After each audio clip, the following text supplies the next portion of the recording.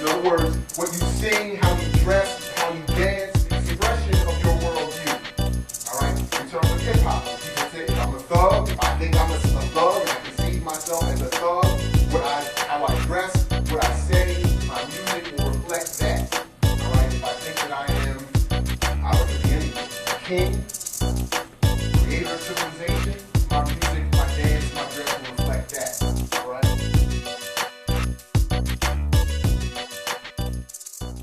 Hell no. Why you think that? Because most everybody out for themselves. You know what I'm saying? They don't, they don't see that the only way to run a business is to have a mechanical body. You know what I'm saying? You can't turn on a car just with an ignition switch, no body and no engine, no carburetor, no pop. You know what I'm saying? If you ain't got everything that you need, to make a car drive successfully, then it's not going to ever work. On the flip side, are they supportive of local music? I think that a lot of artists have started to become supportive. I know that, I have a lot of friends who are artists, a lot of cats out here, there's a lot of talent in Seattle. And they're starting to become more supportive, but is the public necessarily supportive? No, the public's not necessarily supportive. Seattle is very follow the leader.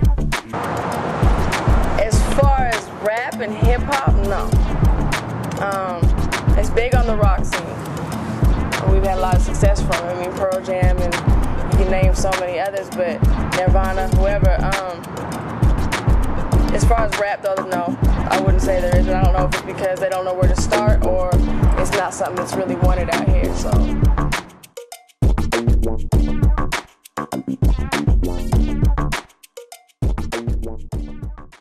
Yeah, well in class with sociology, you do a lot of, theory and abstract, sort of thoughts and concepts. And with the notion of hip hop, one of the things you can do is you can ground it in a cultural experience that everybody sort of understands. So I take Du Bois's notion of double consciousness, this notion that we look at ourselves to a society that hates us. You have this duality, especially with black people in society. And, you can take that and translate that into, okay, do you see double consciousness in any hip-hop music, in any hip-hop songs? So I use, Nas Every Ghetto. We talk about, my skin is like an art gallery, and you can see, the duality going on there and the problems that he's fighting with there. I use Cardinal Official, and his song where he talks about, I'm a nigga for life, but I'm a man by choice.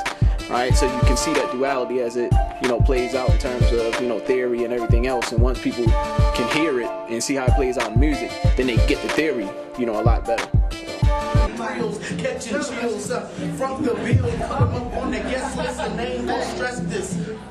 Wild Western and keep them all stressing, keep them all guessing. They ain't heard of me shooting, no, I'm looking and I'm shooting the dice out in this license. The real reason, the real purpose for me anyway, behind the creation of the class and the idea of using it with different age groups and that type of thing is really to spark and create dialogue and discourse around, these pressing social issues of the day, like race, class, gender, these types of things. And the fact that hip-hop is such a universal culture, the fact that it's so multicultural now, that so many people from so many different backgrounds, ethnic, economic, socioeconomic, and those types of things are attracted to it, that it really provides a platform for debate and discussion around these important topics that lots of times, especially for young people, kind of get left unspoken about. We're having technical difficulties right now, but bear with me.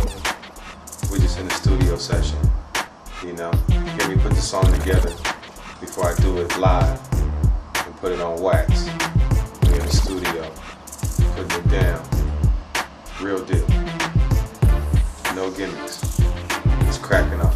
I'm on a time schedule. I know you are. You know, so everything gotta, you know, be on schedule. You feel me? It's going down. I throw up peace all the time because we need more peace. We need more peace. Peace. The German news agency. We interrupt this program to bring you a news bulletin from Washington. The White House has just announced. Here is a news bulletin. Shots have reportedly been fired. Here's another late development, and this news keeps coming in. This is an NBC News hotline report. Special report. Verdicts, violence. National Guard troops. We interrupt our program to bring you a special broadcast. We interrupt this broadcast. We interrupt this broadcast to bring you this important. Back in the day, you know, when I was a kid and I had a more innocent view of everything, it was my way of expression, and it was, you know, how I dealt with a lot of issues that I had to deal with when I was growing up. You know, it definitely helped me come into my own and helped me stay off a bunch of drugs and out of a lot of illicit activity. In the early days of Run DMC and Fat Boys, so I was fortunate enough to be around when the hip-hop artists were actually out there for the love of the game. There is an esoteric knowledge that's in between hip-hop and jazz and rock and roll, and all forms of music. There's a thread that holds them together, and I think hip-hop is the most raw and exposed form of that thread.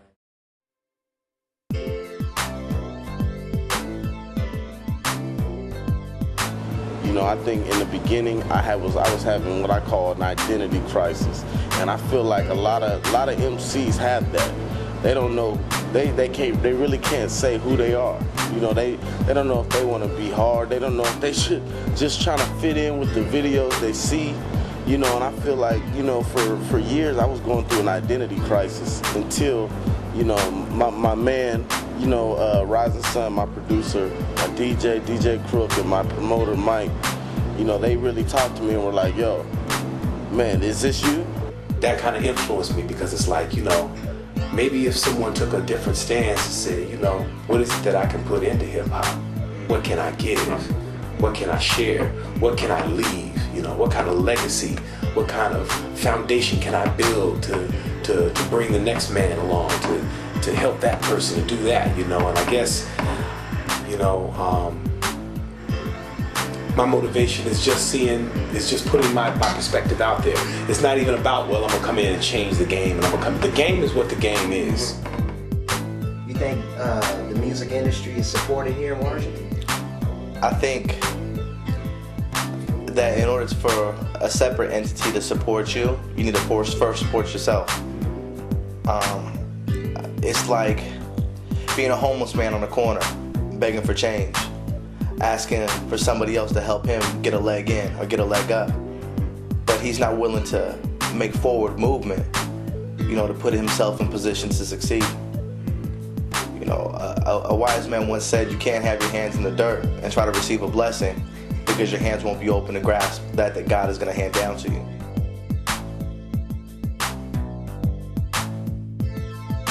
Gotta keep it tight, man.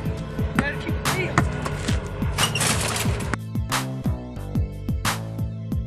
But I think honestly, you know, that without the pretension, you know, we get up on stage and we don't take ourselves seriously, but the music has always been very serious to us. And I think without having this kind of, you know, whatever you want to call it, like this level of coolness, it's a lot easier to interact with us and just immediately get into the stage, you know, and our show.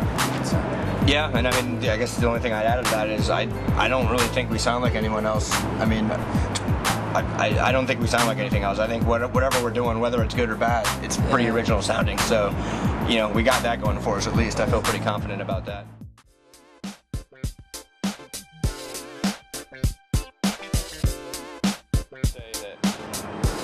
In the new millennium, hip-hop is just gonna branch out and like be all these different things. I mean, that's already happening, it's pretty obvious, but with like our little niche subgenre where we're kind of like, you know, this convention, I don't know if we'll get any footage, it's like video game fans, and those are the people that have kind of, you know, been drawn to our music. Like there's room for everybody, you know, and I guess the number one thing that I've learned over the years is to not try to pretend like you're somebody you're not, you know what I mean? There's room for everybody in hip-hop, but in my opinion, when I see someone talking about things I know is total bullshit, whether it be how much money they have or what they do at night.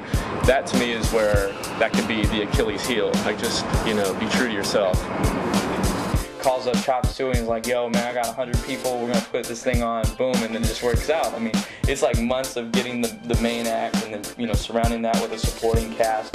And a lot of those cats that perform, like, they'll have like additional roles, you know what I mean, that, you know, not just being an artist, and utilizes those cats as street team members, whatever, and plays their advantages and stuff, and makes a nice little show. But then some people will come up right behind them, try to do the same thing, you know, they'll get like a, you know, kind of a big act, and they'll perform, of course, and they'll have all their homies, but then the shows won't really pop off because, you know, they didn't utilize those people's potentials or whatever, and then they complain about the industry. Oh man, well, you know, it's the industry, and these people out here, there's nobody supporting me, and man, you gotta support yourself, man. Like, you know, all the shows that I have that are successful, and I get good feedback on my shows, those are the shows I go out and I hand out at least 1,000 flyers for that show.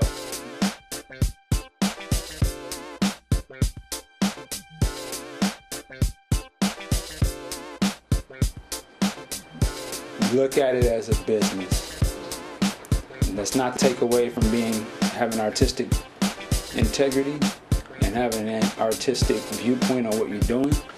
But if you make something, whether it's music, beats, rapping, or you draw on a piece of paper, if you want me to enjoy it, and there's other pieces of artwork that I may be interested in, you need to get my attention.